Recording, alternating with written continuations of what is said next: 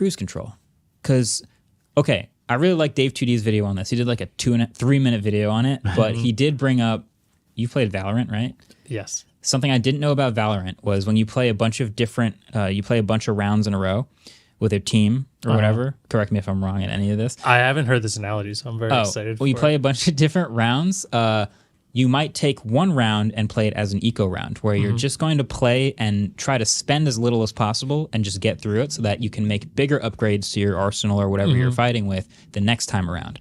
And I've always thought this about video games. Like, I've never articulated this thought, but I feel like there's two types of video game players. Like in 2K, if you're playing My Career, you can buy new VC and improve your player every once in a while. Okay. And the two types of players are player one, upgrades as much as he possibly can every time, which is just a small bump every time.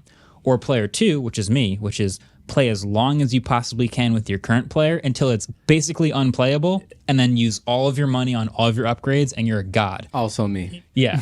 Yeah, same here. That's the move, right? I think I need to...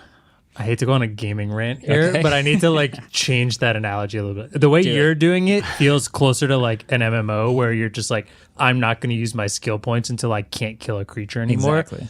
Valorant is like super round based. So essentially whether you win or lose a round, you get money. And that round, if you died, you start off with like no guns essentially. So every round you have to buy guns and armor.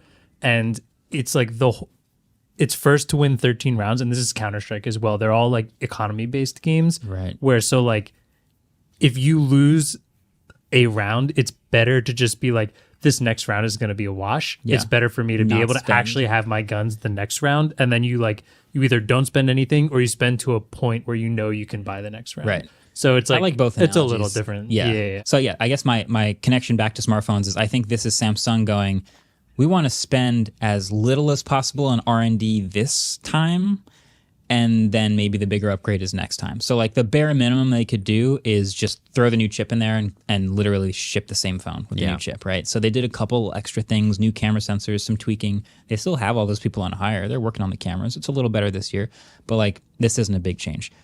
We're working on some other changes. That'll come later.